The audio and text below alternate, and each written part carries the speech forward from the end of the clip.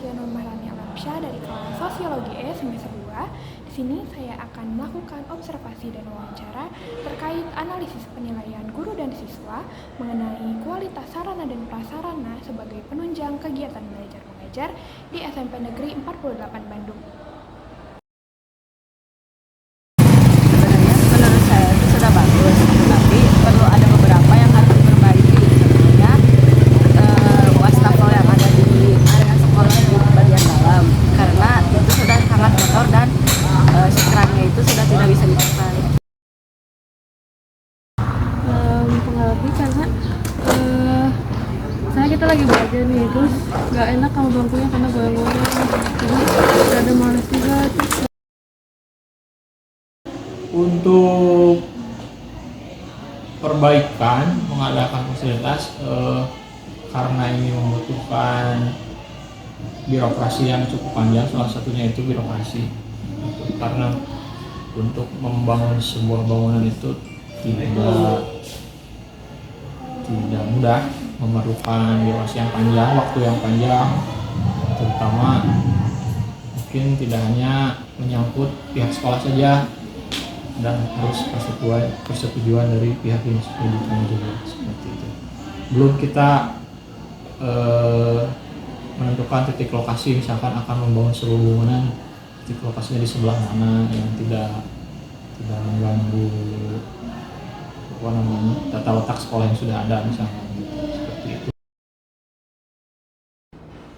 Fasilitas sangatlah berpengaruh terhadap proses pembelajaran dan kegiatan pengembangan bakat siswa di lingkungan sekolah. Nah, setelah diteliti di SMP Negeri 48 Bandung ini terjadi penurunan kualitas dari sarana dan prasarana, yang dimana hal itu berpengaruh terhadap kenyamanan siswa dalam belajar.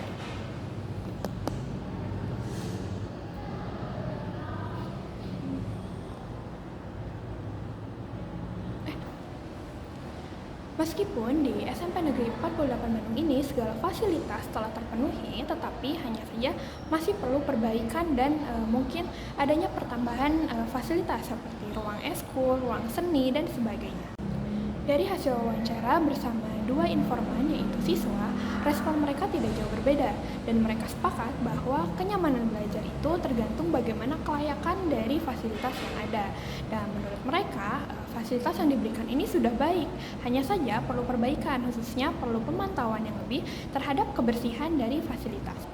Dari hasil wawancara dengan pihak sarana dan prasarana, sekitar 90% fasilitas yang ada di SMP Negeri 48 Bandung ini telah dipenuhi. Gitu. Nah, namun benar, ada yang harus diperbaiki dan ditambah. Dan itu pula yang menjadi kendalanya, karena diperlukannya birokrasi, biaya, dan waktu yang memadai yang harus disesuaikan dengan dinas pendidikan. Nah, di balik itu juga, lokasi SMP Negeri 48 ini bersamaan dengan sekolah lain, yang dimana lokasi tersebut menjadi hambatan untuk pembagian lokasi, terutama dalam segi fasilitas.